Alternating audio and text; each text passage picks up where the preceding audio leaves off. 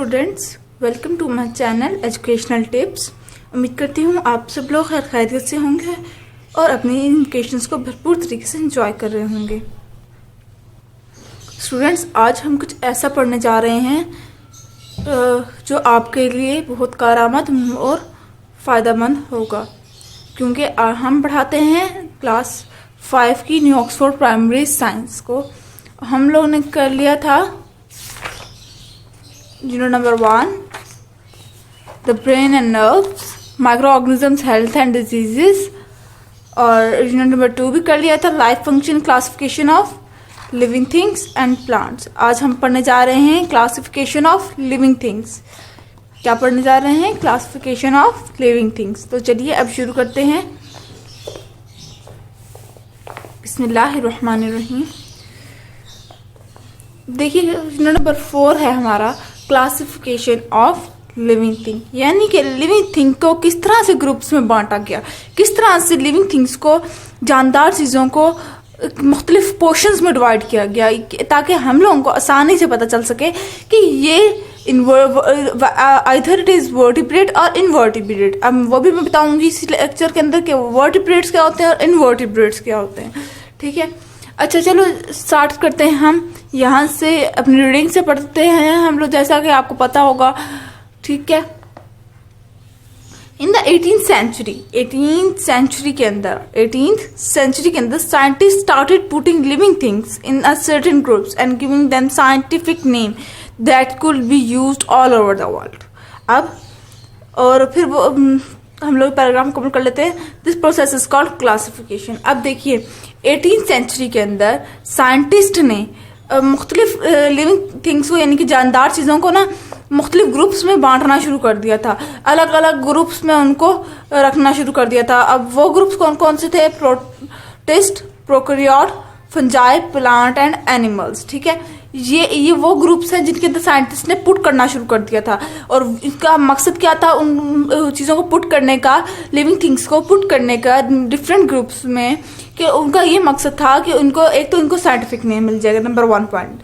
एक इनको क्या साइंटिफिक नेम मिल जाएगा, और साइंटिफिक नेम वो नेम होता है जो ऑल ओवर वर्ल्ड में इस्तेमाल हो रहा है, यानी कि पूरे वर्ल्ड में इस्तेमाल हो रहा है। ठीक है, अब हम ह्यूमन बीइंग्स हैं, हम ह्यूमंस हैं, तो पूरे वर्ल्ड में हमें कोई ये तो नहीं कहा गया फलां। ठीक है, हमें ह्यूमंस के नाम से पहचाना जाता है, इंसानों के नाम से पहचाना जाता है। ठीक है, इसी तरह से एनिमल्स भी तो एक साइंटिफिक नेम ही है ना, एनिमल्स भी तो एक साइंटिफिक नेम है।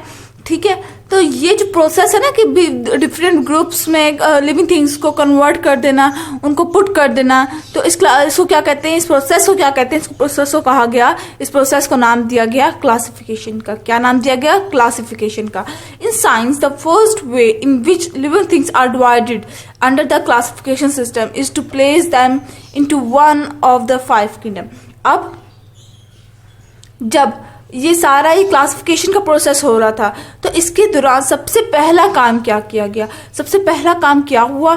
सबसे पहला काम जो लिविंग थिंग्स हैं उनको 5 किंगडम, अब 5 किंगडम मैंने बताया भी हैं अभी कि protist, prokaryotes, fungi, plants and animals, ये 5 किंगडम्स हैं। इनके अंदर सबसे पहले लिविंग थिंग्स को पुट कर दिया गया। ठीक है, अब लिविंग देख लेते हैं हम लोग। प्रोटिस्ट में कौन कौन से प्रोटिस्ट आ जाते हैं? जिस तरह प्रोटिस्ट में आ जाता है अमोबिया। ठीक है, प्रोकैरियोट्स में आ जाता है bacteria and some type of algae. ठीक है, फंजाई के अंदर कौन कौन सा आ जाता है? मशरूम्स, मोल्ड और यीस्ट। ठीक है, यीस्ट को मतलब खमीर को कहते हैं। ठीक है, प्लांट्स आप पौधों और ग्रीन प्लांट्स, जितने भी हरियाली वाले पौधे होते हैं, जितने भी प्लांट्स हैं, वो प्लांट्स के किंगडम ग्रुप के अंदर आ गए। ठीक है, फिर आगे एनिमल्स और मल्टी सेलुलर एनिमल्स। ठीक है, फिर ये देखिए यहाँ पर ये discuss and answer. Why do we need to classify thing? हमें क्यों जरूरत पड़ी क्लासिफिकेशन की? What are some of the ways in which we can classify animals according to where they live and they eat? अब वो कह रहे हैं कि बताइए कि वो हमें क्यों जरूरत पड़ी क्लासिफिकेशन सिस्टम की। ठीक है, और बताइए कि एनिमल्स, आप किस तरह से बता सकते हैं कि एनिमल्स जो हैं वो कहाँ रहते हैं और क्या चीज़ वो खाते हैं। ठीक है, इसका आपने मुझे कमेंट बॉक्स के अंदर आंसर करना है। फिर मैं लाइव आऊँगी किसी दिन, इंशाल्लाह देखते हैं किस दिन आते हैं। ठीक है। तो फिर मैं आपको बताऊंगी ये वाला, ठीक है, इसके आंसर्स भी मैं आपको बताऊंगी, ठीक है। ईच ऑफ द, फिर ये देखिए यहाँ पर, each of the 5 kingdom is सब डिवाइडेड। अब ये जो हर किंगडम, हर ईच ऑफ द 5 किंगडम, 5 ये जो किंगडम्स के बारे में, 5 किंगडम्स के बारे में बात की, ये भी आगे हर कोई फर्दर ब्रांचेस में डिवाइडेड है, फर्दर डिवाइडेड है, ठीक है। अब देखते हैं एनिमल्स को। सबसे पहले डिस्कस किया किसको, एनिमल्स को। तो वर्टिब्रेट्स एंड इनवर्टिब्रेट्स आ जाते हैं। एनिमल्स के अंदर क्या आ जाता है, कौन सा कॉन्सेप्ट हम पढ़ने लगे हम, वर्टिब्रेट्स और इनवर्टिब्रेट्स का। एनिमल्स के अंदर इनवर्टिब्रेट और वर्टिब्रेट का कॉन्सेप्ट है, ठीक है। ये जो इनवर्टिब्रेट्स और इनवर्टिब्रेट्स, ये एनिमल्स में डिफरेंस पैदा करते हैं, डिफरेंशिएट करते हैं, ठीक है। What is the difference between vertebrates and invertebrates? Vertebrates और इनवर्टिब्रेट्स में बेसिकली डिफरेंस क्या है, ठीक है। Animals can be classified according to whether they have a backbone or do not have a backbone, ठीक है। Animals अब इस तरह से इनको पहचाना जा सकता है कि कुछ एनिमल्स होते हैं जिनकी बैकबोन होती है, इनकी रीढ़ की हड्डी, उनको क्या कहते हैं, वर्टिब्रेट्स। और जिनकी बैकबोन नहीं होती उनको क्या कहते हैं, इनवर्टिब्रेट्स। इन मतलब नहीं और वर्टिब्रेट्स यानी कि है, ठीक है। अब ये देखिए, ये यहाँ पे एनिमल्स क्लासिफिकेशन दी हुई है आपको, ठीक है। तो जो वर्टिब्रेट्स के अंदर देखिए, मैमल्स, ठीक है, जिस तरह के काऊ आपको शो की गई है, रेप्टाइल्स, एम्फीबियंस, फिश और बर्ड्स, ठीक है। अलबत्ता अगर हम लोग इन वर्टिब्रेट्स में बात करें तो इंसेक्ट्स और वर्म, इनकी बैकबोन नहीं होती, ठीक है। फिर ये देख लीजिए vertebrates. Vertebrates are classified into 5 groups or classes: mammals, reptile, fish, bird and amphibians. अब वो क्या कह रहे हैं कि वर्टिब्रेट्स भी 5 ग्रुप्स के अंदर क्लासिफाई हो गए, 5 ग्रुप्स के अंदर डिवाइड हो गए। वो कौन कौन से, mammals, reptiles, fish, birds and amphibians, ठीक है। ये वो 5 ग्रुप हैं जिनके अंदर वर्टिब्रेट्स फर्दर ग्रुप्स में पहुंच गए अपने अपने, ठीक है। Do you remember learning about this? क्या आपने को याद है कि आपने भी पिछली क्लासेस में पढ़ा हुआ है, ठीक है। अब देखिए द 5 ग्रुप्स ऑफ वर्टिब्रेट्स, ठीक है। ये देखिए सारे 5 ग्रुप्स हैं, ठीक है। सम एग्जांपल, फिश की टोरट, टोना एंड शार्क, ठीक है। ये फिश वाले उसके अंदर आते हैं वर्टिब्रेट्स ग्रुप के अंदर, ठीक है। फिर जब हम लोग एम्फीबियंस की बात करेंगे तो फ्रॉग, न्यूट, स्लैमेंडर, ठीक है, ये एम्फीबियंस हो गए। फिर रेप्टाइल देखते हैं हम, स्नेक, क्रोकोडाइल और टर्टल, ठीक है। फिर birds, pigeons, hen, sparrow, owl और सीगल, ठीक है।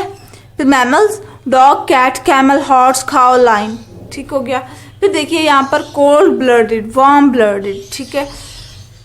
फिश जो होती है वो कोल्ड ब्लडेड होती है, ठीक है। एम्फीबियंस भी कोल्ड ब्लडेड होते हैं, रेप्टाइल्स भी कोल्ड ब्लडेड होते हैं, बर्ड्स भी वार्म बर्ड्स, लेकिन बर्ड्स की बात करें तो वो वार्म ब्लडेड होंगे और मैमल्स भी वार्म ब्लडेड होंगे। फिर आते हैं हम कवर्ड विथ, जिनकी जो कवर्ड हुए होते हैं, ठीक है। इनके ऊपर आउटर लेयर क्या होती है, fish scales, amphibians moist slippery skin, यानी कि इनकी कवर्ड स्किन का मतलब है उनका कि उनकी स्किन क्या कैसी है, ठीक है। रेप्टाइल फिर आ गया, ड्राई स्किन होती है, कवर्ड विथ स्केल्स, ठीक है। बर्ड्स फीदर्स होते हैं, उनके मतलब उनके पर होते हैं, और मैमल्स के हेयर्स होते हैं। फिर आगे भी है, फिर आगे हम हैबिटेट्स पर। Habitats, fish live and reproduce in water, ठीक है। फिश होती है वो पानी के अंदर रहती है। Amphibians can live on land and water, वो दोनों जगह पर रह सकते हैं, जमीन पर भी और पानी में भी। रेप्टाइल की बात करें, some live in water and some live on land, वो कुछ पानी के अंदर रहते हैं और कुछ लैंड पे रहते हैं, जमीन पे रहते हैं, ठीक है। Birds most live on land, सब ज्यादातर तादाद में लैंड पे रहते हैं, इनकी जमीन पे ही रहते हैं, ठीक है, वो पानी में नहीं रहते हैं, ठीक है। Mammals most live on land, ज्यादातर सारे के सारे मैमल्स जमीन पे रहते हैं, ठीक है। फिर आगे ब्रीथ थ्रू, अब वो फिर बात करते हैं वो किस किस के थ्रू अपनी सांस लेते हैं। फिश जो होती है वो अपनी गिल्स के थ्रू, हमने पिछले चैप्टर्स में पढ़ा था कि फिश जो होती है वो अपनी गिल्स के थ्रू ऑक्सीजन लेती है, ठीक है, या फिर एक्सहेलिंग का प्रोसेस कर रही होती है, ठीक है। Amphibians their skin and lungs, वो अपनी स्किन और लंग्स के थ्रू करती है। रेप्टाइल्स देयर लंग्स के थ्रू, बर्ड्स भी लंग्स के थ्रू और मैमल्स भी लंग्स के थ्रू, ठीक है। रिप्रोड्यूस बाय, फिर आ गया अपने नस्ल कैसे बढ़ाती है, ठीक है। Lying eggs in water, fish जो होती है वो अंडे देती है पानी के अंदर। एम्फीबियंस भी अंडे देते हैं, लेकिन वो भी पानी के अंदर देते हैं, ठीक है। Reptiles laying eggs on land, land के पर ज़मीन पर देते हैं रेप्टाइल्स अंडे, ठीक है। Birds laying hard shelled eggs on land, जो बर्ड्स के जो अंडे होते हैं ना, वो अंडे तो देती है, लेकिन उनके जो अंडे होते हैं ना, उनकी जो शेल होती है, ठीक है, वो वाइट कलर का जो अंडा जो आप जो फ्राई करते हैं तो आप तोड़ते भी हैं पहले अंडे के ऊपर वाली कोटिंग लेयर, ठीक है, वो बहुत हार्ड होती है, ठीक है। Mammals giving birth to live live babies, अब मैमल्स होते हैं वो जिंदा बच्चों को पैदा करते हैं, ठीक है। फिर ये देखिए, ये आपको छोटा सा वर्ड नजर आ रहे होंगे छोटे छोटे, ठीक है, तो देखते हैं क्या है। Ducks and geese lives on land and water, ducks और गीज दोनों के दोनों कहाँ पे रहते हैं, लैंड पर भी रहते हैं और वाटर पे भी रहते हैं, ठीक है। और mammals like dolphin and whales live in water while the walruses live mostly on sea ice. अब वो क्या कह रहे हैं, मैमल्स जिस तरह के डॉल्फिन और वेल्स होगी वो पानी के अंदर रहते हैं, अलबत्ता अगर हम वॉललेस की बात करें तो वो ज़्यादातर सी आइस पे रहते हैं, ठीक है। तो ये था आज का मेरा लेक्चर। आई होप आपको समझ आ गया होगा। अगर आपको समझ आ गया है तो मेरे चैनल को ज़रूर सब्सक्राइब कर दीजिएगा और हमारे दूसरे चैनल मल्टीमीडिया पे भी ज़रूर विजिट कर लीजिएगा। इसी के साथ मैं इजाज़त चाहूँगी, अपनी दुआ में याद रखिएगा। अल्लाह हाफिज़।